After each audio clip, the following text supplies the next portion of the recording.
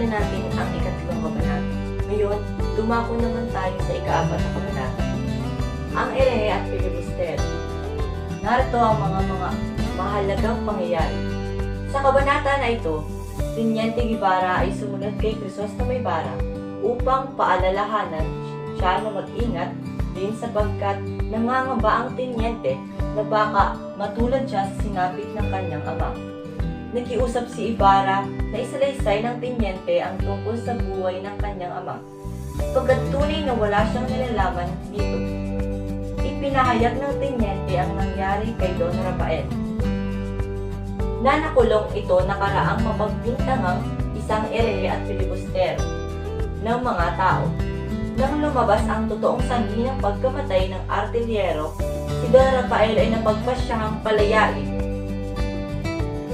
Gayunpaman, ang saping-saping kahirapan ng kalooban ng kanyang dinanas ay hindi nakayanan ng kanyang pisikal na katawan. Nalagutan ng hininga si Don Rafael sa mismong loob ng bilangguan.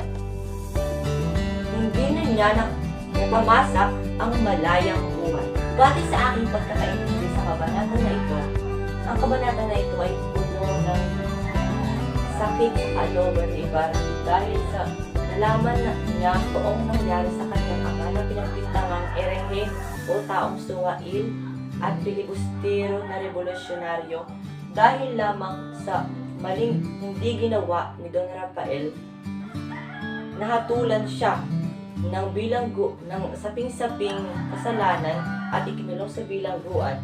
Kung napatunayan naman na walang kasalanan si Don Rafael, ay pinalalaya na sana ng mga pulisya si Don Rafael, subalit sa hindi na nakayanan ng pisikal na katawan ni Don Rafael ang mga dinanas niya, mga saping-saping kahirapan sa buhay na ibinato sa kanya ng mga tao. At doon siya nalagutan ng hininga.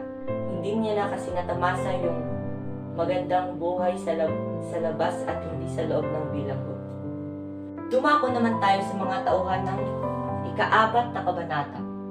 Si Ibarra, siya ang pangunahing tauhan ng kabanata na nagmumuni-muni sa kasalukuyang estado ng Binondo. Teniente Guevara, siya ang nagbigay ng impormasyon kay Ibarra tungkol sa mga kaganapan ng kanyang ama. Don Rafael, ama ni Ibarra na namatay at nakulong sa bilangguan. Kastilang artilyero, naging sanhi ng kamatayan ni Don Rafael. At Padre Damaso, isa sa mga kalaban ni Don Rafael na nagdulot ng kontrobersya sa pagitan nila.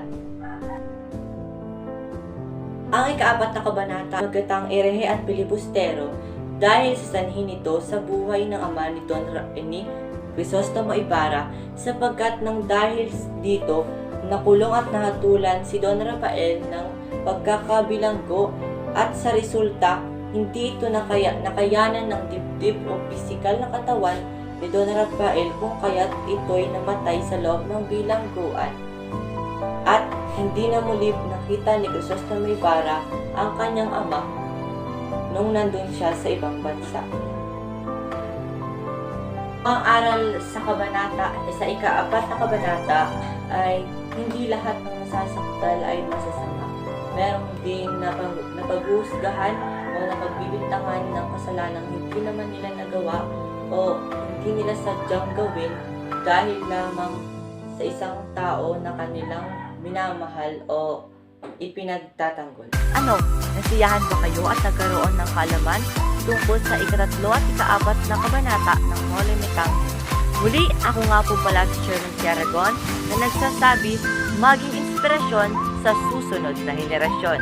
Maraming salamat po sa inyong patuloy na pagsuporta sa ating aralin ngayon.